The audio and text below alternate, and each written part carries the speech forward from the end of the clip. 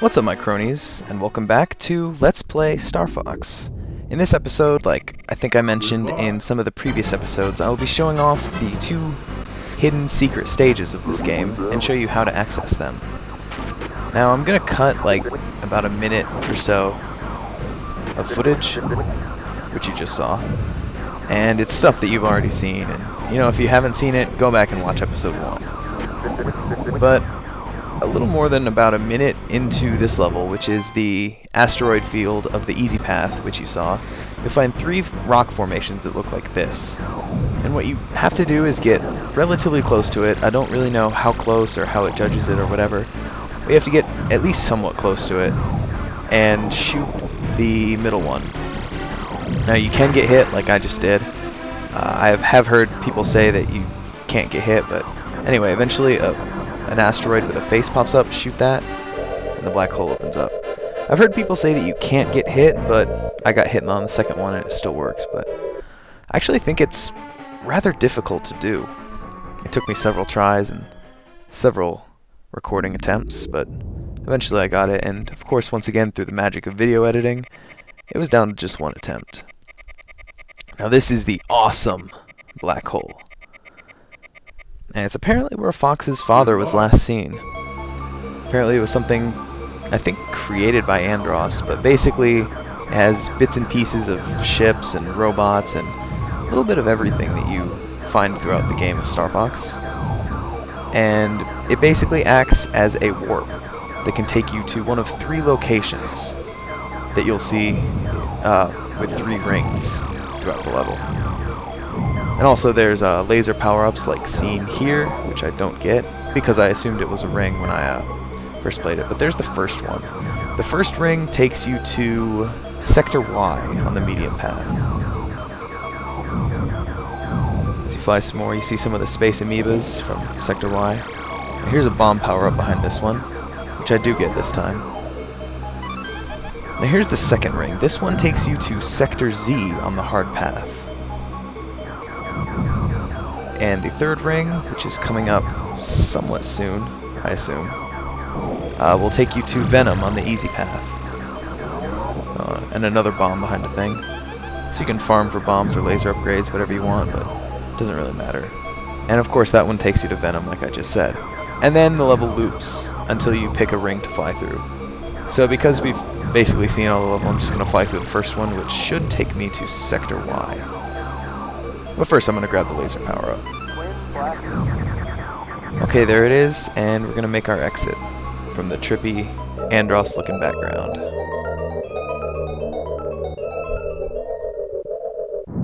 And something exploded. And there we go. Sector Y. And now for the second level, which is seen from the other asteroid field level, which is on the hard path. It's much easier to access than the black hole, in my opinion. And it's also earlier in the level too, so I'm not going to really skip any footage.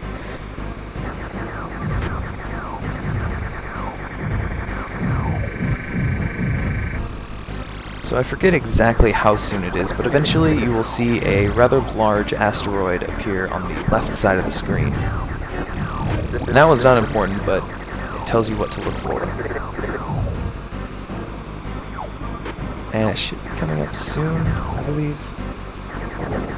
There it is. Alright, so you're going to look for that, but on the right side, which pops up slightly after it. And even though it'll make a noise like it can't be destroyed or damaged, you'll shoot it until it explodes, as just seen right there. And an egg kind of flies off into the distance, from which a weird bird hatches. And from here, all you have to do is fly into the bird as it flies towards you.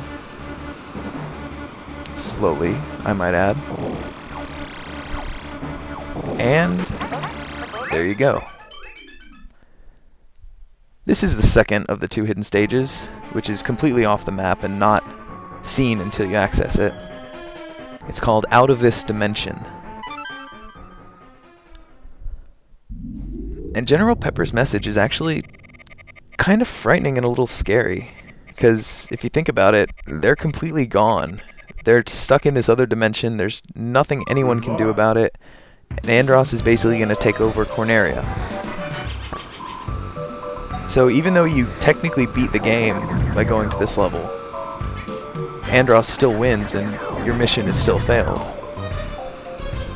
Anyway, as you can see, it's a very strange level, but also sadly to say, it's probably the most boring level in the whole game. The only real enemies are pieces of paper that kind of float towards the screen and then turn into paper planes, which can sometimes spawn more paper planes, but that's really all you see. And an occasional spinning bar like that. But, I mean, really this is it. So while I don't have really much to add about this level, I guess I'll start wrapping things up because we're pretty much running down to the end of this Let's Play. So I will say thank you to all of you who have stuck with this series and watched all the episodes, and even if you just watched some of the episodes, thank you for that. I had a good time making these videos, and for my first Let's Play I just, of course, once again wanted to pick something relatively simple and something I could do easily. And as far as other future video game videos go, I don't really have much planned. I know that I'm gonna make some videos for the Binding of Isaac: Wrath of the Lamb expansion, which is coming out Monday the 28th. I'm recording this on Saturday the 26th. Should be posting it on Sunday the 27th. And so I should be making a few, I don't know how many I'm gonna make, Binding of Isaac videos just to show off some of the new stuff in the expansion.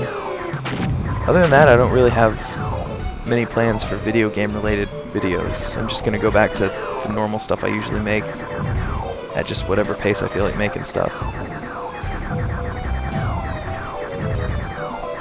But you know, if inspiration strikes and I feel like doing another Let's Play or something, definitely I'll be down for it.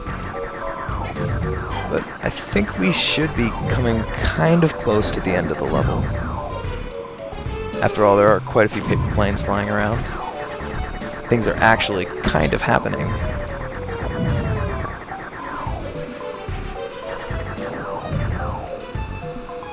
I don't quite know what the name of this song is. I know it from somewhere, and I know I've heard it before, but I can't quite place the name.